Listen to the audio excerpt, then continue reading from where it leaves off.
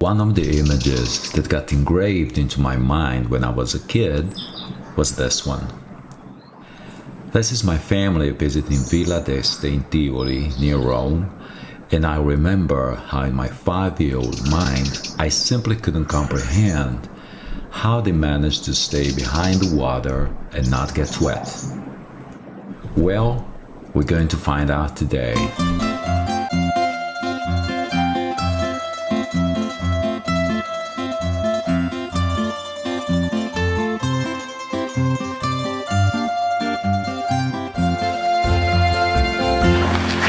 Tivoli is a pretty little town up in the hills about 20 miles from Rome.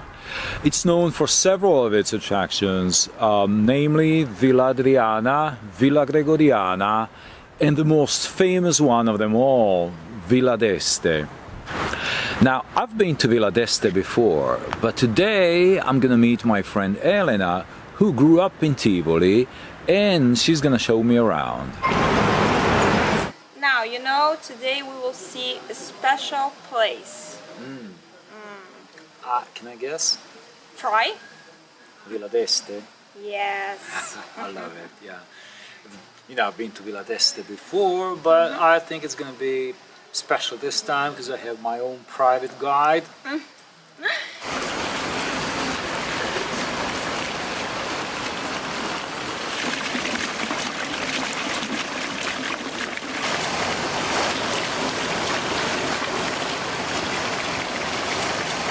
Ippolito was the cardinal who during the Renaissance commissioned the construction of Villa d'Este and its beautiful garden. He was the son of Alfonso d'Este and Lucrezia Borgia, daughter of Pope Alexander VI. So he came from a very powerful family, the Este family. They were lords of Ferrara. Thanks to this very powerful family, he was only 10 years old when he became archbishop of Milan, and he became cardinal when he was 30. But he wanted more. He wanted to be a pope. But even though there were 3 different conclaves, he was never elected. So he became known as the pope that never was. In 1550, he became governor of Tivoli. He was a passionate collector of antiquities, and Tivoli, with Villa Adriana, this beautiful Roman villa of the Emperor Hadrian, was the perfect location to start some excavations together with his friend Pirro Ligorio. What he didn't like was the serious convent that was given to him as a residence. And so, for this reason, he decided to transform this convent in a beautiful palace with a beautiful garden. And here, now this is the garden, this amazing project that he did.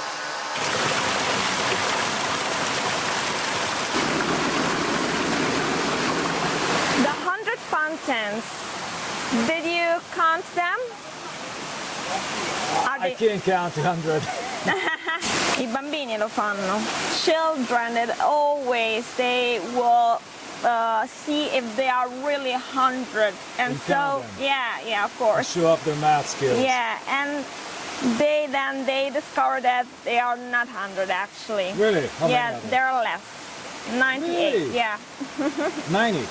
98. 98. Cheaters. So wherever you guys see this moss and fern, this is where it was all decorated. It used to be covered with leaves. It's still covered with leaves, but it was like moss and fern growing on top of that.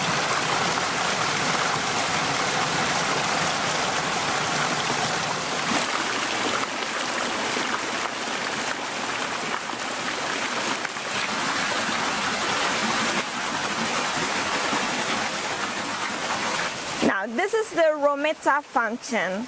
Rometta means Little Rome. So you can see that this fountain is actually a model of the city of Rome. You can recognize the Pantheon, you can recognize other temples, and you can also see the Tiberine island with the Tiber River. You can recognize also here the she-wolf with the twins, Romulus and Remo. Romulus was the founder of Rome, and for this reason, Rome is called actually Rome, from the name Romulus. But why do we have here a model of the city of Rome? Yeah, why? Now you have to know that Cardinal Ippolito d'Este, he was building a palace in Rome, but he was stopped by Pope Pius V. So he couldn't build his palace, his castle in Rome, and he said, if I cannot build my castle in Rome, then I will build Rome in my castle. And this is what he did. That's cool. So here on the top you can see the personification of Rome.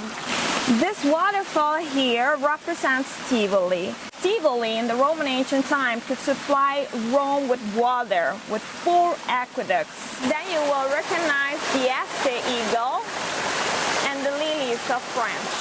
Okay, why the eagle and why the lilies? The eagle was the symbol, together with the lilies, of the d'Este family. Very often here in Villa d'Este we can see the symbol of the golden apples. Why? There was a tree, a forbidden tree.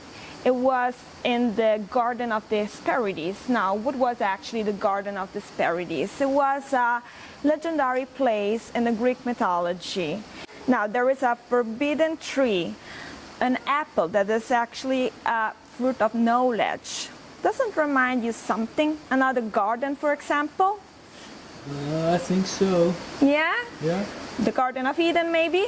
So Ippolito d'Este, he would have liked to compare his garden to the Garden of Eden. The metaphor is clear. Here we are in the Garden of Eden.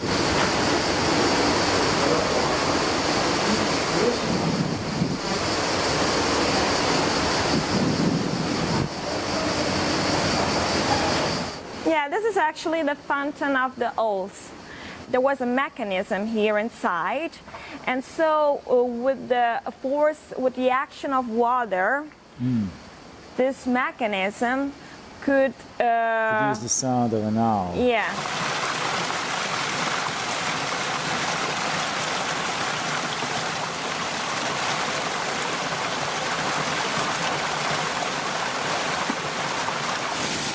This is the dragon fountain, the fountain of the 4 dragons. You can recognize a little bit the heads of the 4 dragons here below.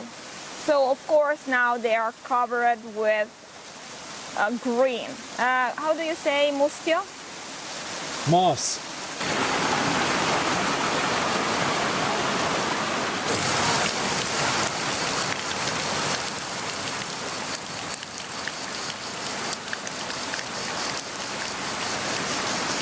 Fountain of the organ.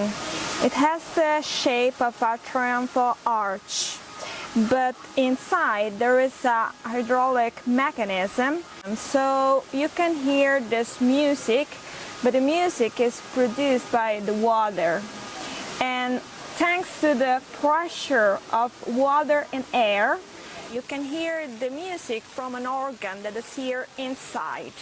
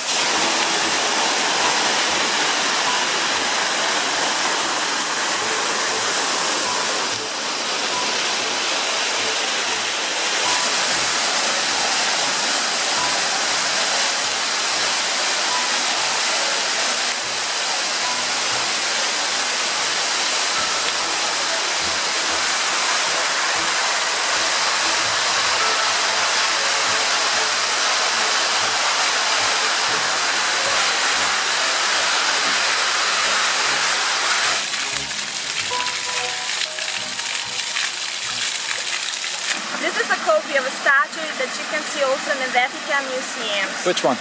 So that's the copy of the Diana of Ephesus. So if you see the original fountain, you can see all these protuberances, and they thought that they were breasts. But actually, now the archaeologists, they found that there was another thing. You know what? They were honey bags, because probably... Honey bags. Wow. They were honey bags.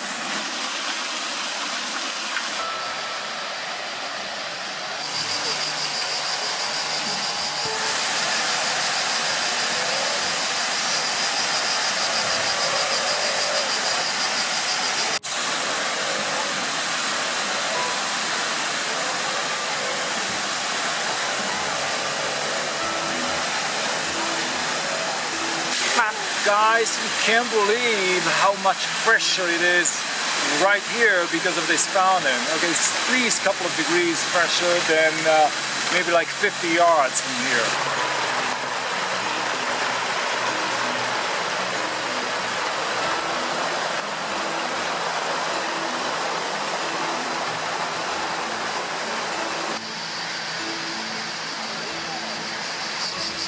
So the sign is basically saying, don't lean over, because this thing here is actually 4 meters deep. Right. Yeah, so this was made purposely to supply the cardinal with fish. So you have to imagine that here there were always big dinners and parties. Yeah. So what they did here, back at the time, is they would get their fish supply from this little pond for their parties. This is the fountain of Neptune. Neptune was the god of the sea. And this is actually a reconstruction of the fountain of Bernini. Bernini came here to create a very special fountain. There was actually a real waterfall, but then in the centuries, then this fountain was damaged.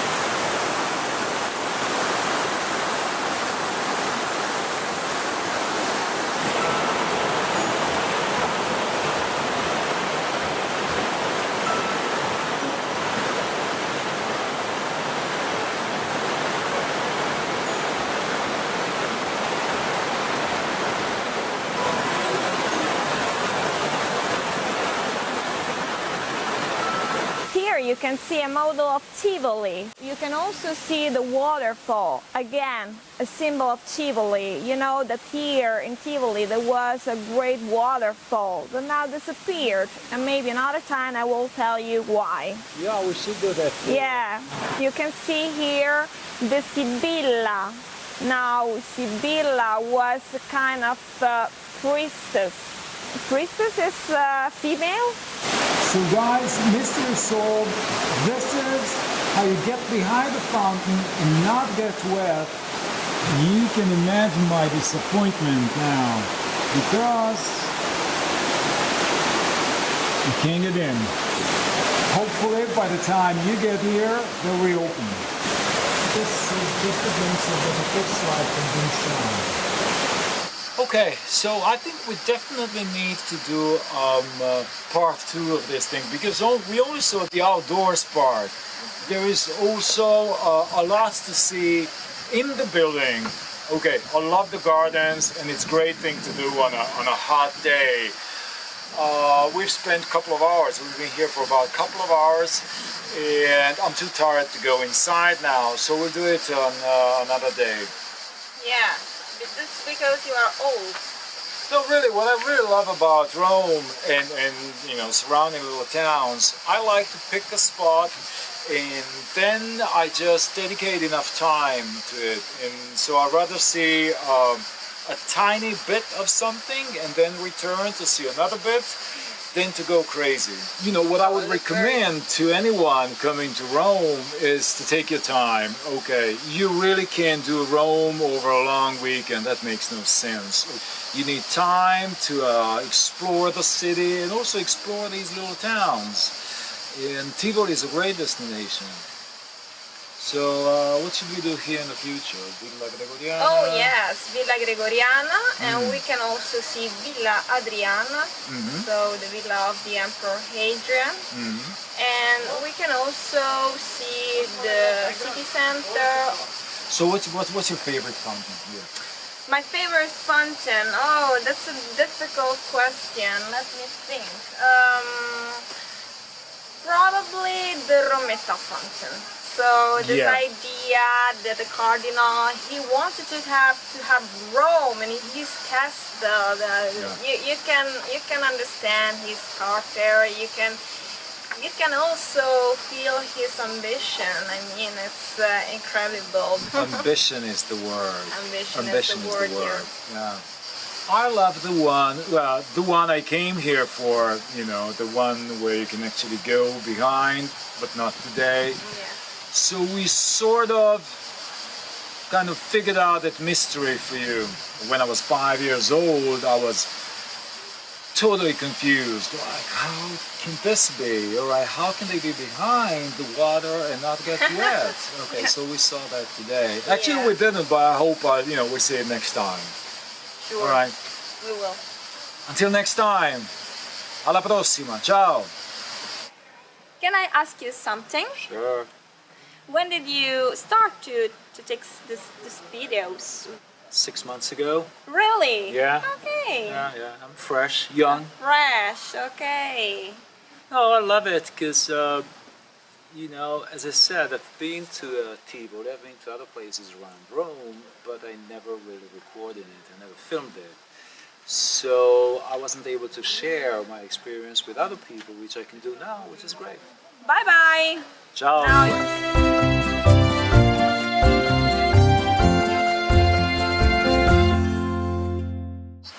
Who do you work with mostly? Italians and who else? I'm half Dutch, so I work also with Dutch people. So you're bilingual? Yes, and of course also then also in English. English tours. So how do you say in Dutch, alla prossima? Nou, wij zullen dus weer een andere keer zien. Dus dan zullen we dan het hele paleis zien. Daar heb je prachtige fresco's en dan gaan we naar het huis van Ippolito d'Este. I agree. Take care. Ciao.